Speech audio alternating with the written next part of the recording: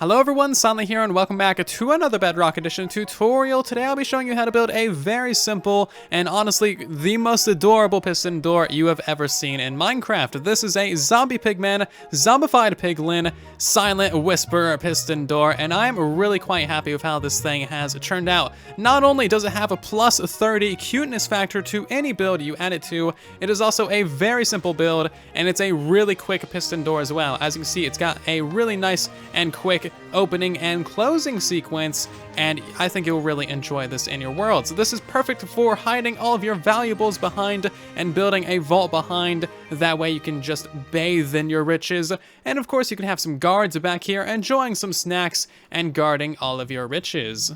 Yeah, this is definitely a build that you want in your worlds. No joke, before we get too far into this video, if you do end up building this or something similar to this in your worlds, please share it with me. I would love to see this in your guys' worlds. You can send me pictures or videos or whatever you like on Twitter or in our Discord server. I seriously do love seeing your guys' builds, especially when it's something this cute and adorable. So if you end up building this, let me know how it turns out for you.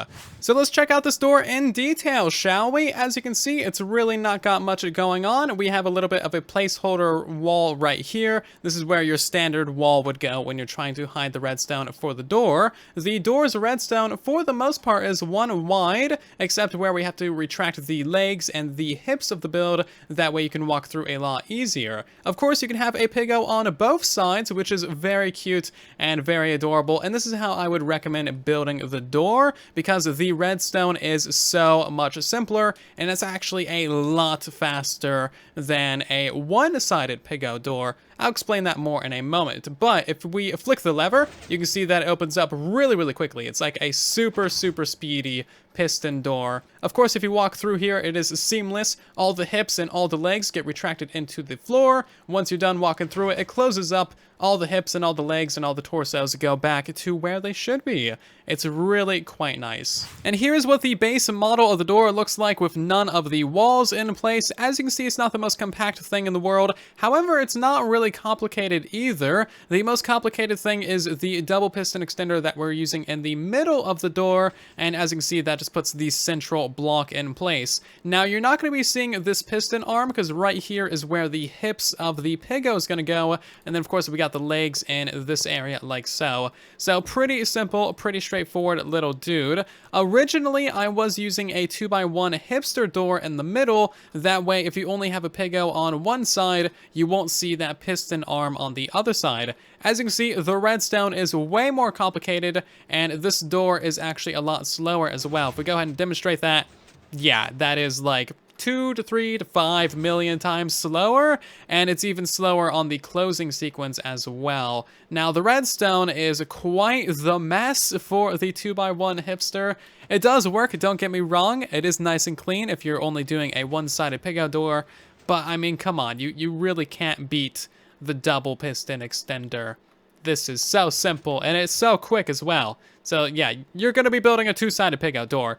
Why are you complaining? It's twice the cuteness. This is the base model Piggo, and this is one that we've had on a couple of different worlds in our community. This one uses some hardened terracotta and of course a little bit of concrete as well, but you can switch it out for full concrete if you want to go neon and match it with your builds better, or you can go super cute and have it be a knitted, like plushy version. Honestly, it does have a certain level of charm to it. I'm quite fond of this version. Making this fit in with your builds might be kind of difficult, but yeah, you can switch out the different build materials to fit whatever theme you got going on.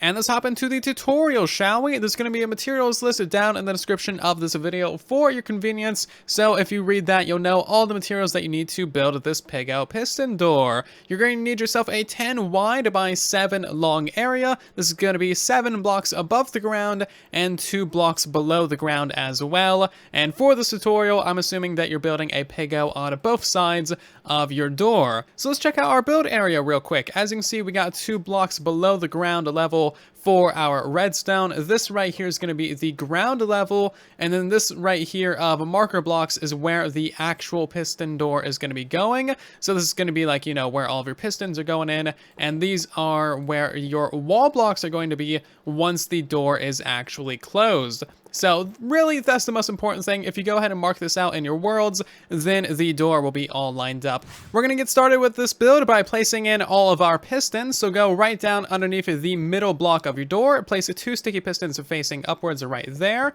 Go to the right side and place 2 sticky pistons facing inwards right there. And then do the same on the left side as well. 2 sticky pistons facing towards the center of the door. For the top, we need 3 sticky pistons facing downwards in each of these locations like so. These ones may be a little bit tricky to place. Anyway, once all of your pistons are now in place, we need to go ahead and install the double piston extender for the bottom of the door. Go to the left side, and we're going to place in a block right here, and a repeater going into that block on 3 ticks. Place in a redstone dust right there, an observer facing downwards towards that repeater, and then another observer facing into that piston like so. Place in a solid block right there, redstone dust, and then 1 repeater right there. If we get a lever on it and power that block, we should see that double extender work, and I would suggest testing it multiple times. If it ends up breaking, then just go ahead and put this repeater right here on 4 ticks.